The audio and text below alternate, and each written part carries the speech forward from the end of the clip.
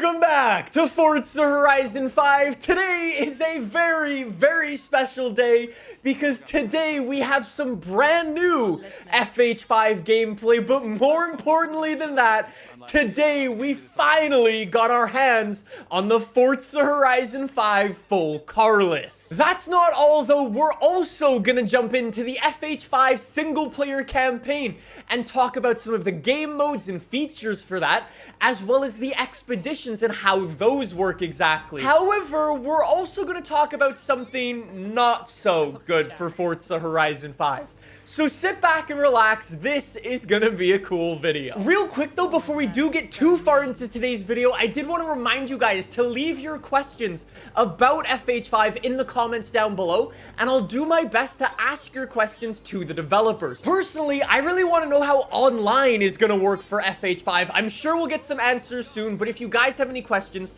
let me know in the comments down below. Also, if you do want to stay up to date with everything Forza Horizon 5 related, make sure you subscribe to the channel, because FH5 is actually coming out pretty soon, which means that's when I'm going to be starting up my Let's Play, figuring out what the fastest car is, showcasing how to do certain things and how to make a bunch of money in this game, for example.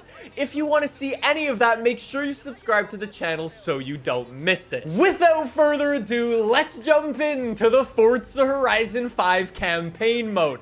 And that is what you're seeing here as we're driving the Ford Bronco 2069. This is actually part of one of the expeditions in FH5 as we're trying to build a new festival location. For those of you who don't know, in FH5 there are 6 different festival locations for you to build. Each of those festival locations focuses on a specific type of racing. So one of those is the Mexican festival. That's sort of like the tutorial, the introduction to the game.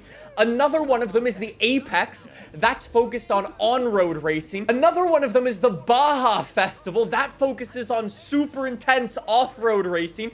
You've also got one called Rush, which is basically completing PR stunts.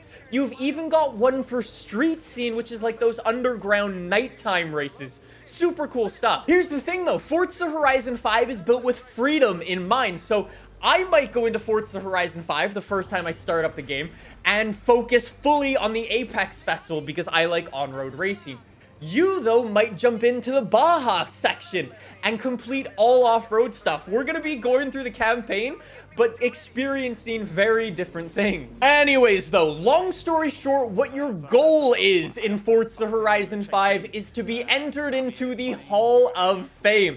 And the way you do that is by collecting accolades. Accolades, you might actually remember if you've been watching my videos for a little while, these are those little star things that you kind of get for doing a little bit of everything, whether it be like driving with some of your friends, hitting top speeds, getting to certain locations, or winning races and things like that. You get accolades for sort of kind of everything. After you get enough accolades though, you'll eventually arrive at this screen, which allows you to pick what you're gonna do next. Like I said, you've got tons of freedom here to choose what you're gonna do next in your campaign. Here's the really cool thing though, some of these things are actually barn finds that you can unlock. So say for example, you're going down the Apex path, like I was saying before. One of those things that you can unlock might be a hidden barn find location that you need to spend your points on, which is really cool.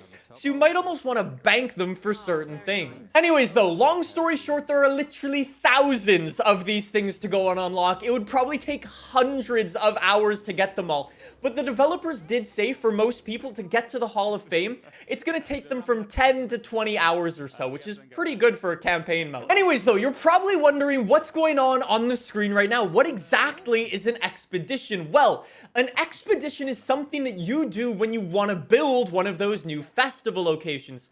Essentially, you, the player, will team up with one of the characters in the game who will guide you to a new location, and you'll follow the character around. This one in particular, they're flying an airplane, and you chase that airplane down, and you go through all of these different sorts of tasks and challenges to build the new festival location. It is super cool. Every single one of them is unique. We know one of them, you have to go up an active volcano, for example. It is super, super cool stuff.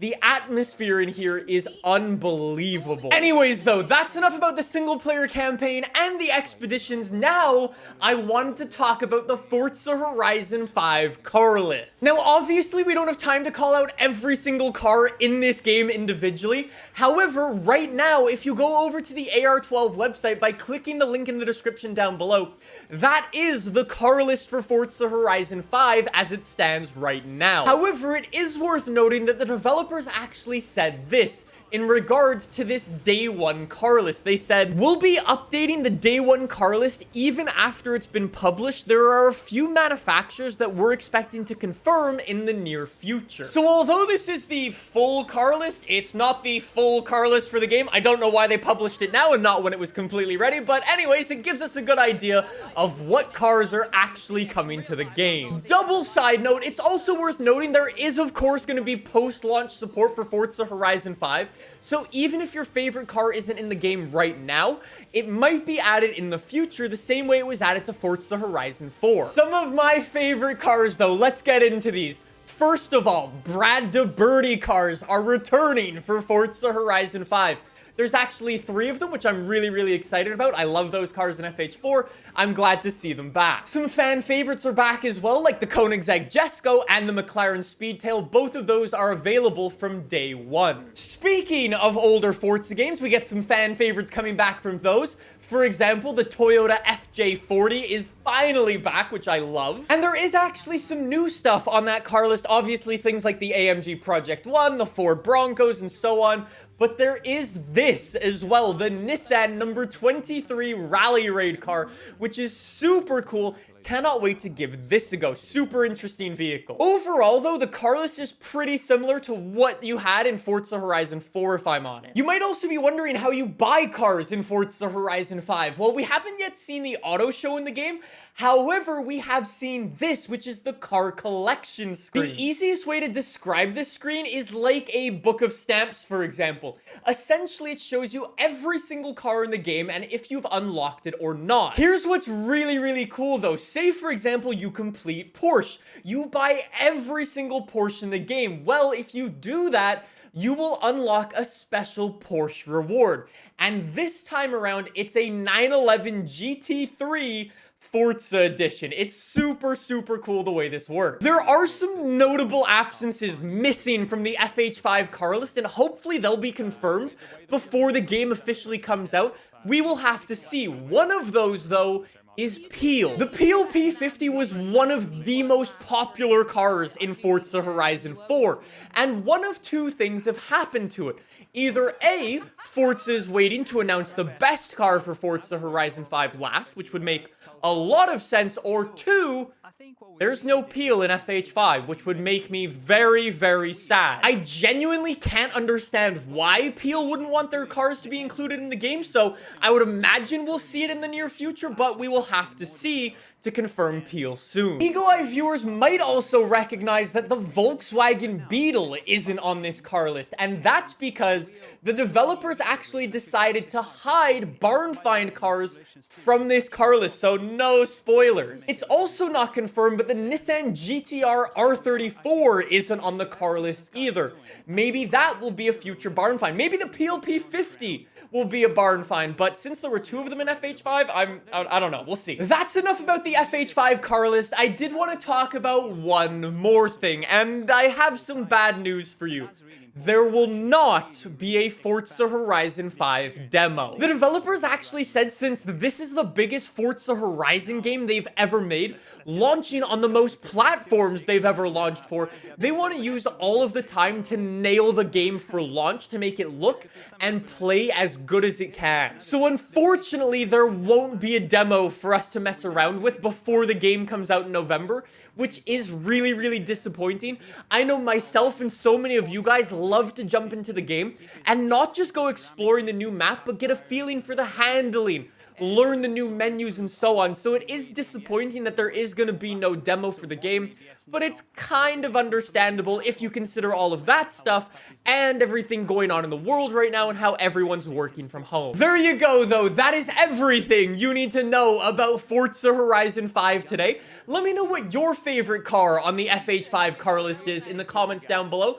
And if you have any questions for the developers, let me know that as well. I will confirm with you guys soon if the PLP 50 is coming to Forza Horizon 5. We'll keep fingers crossed.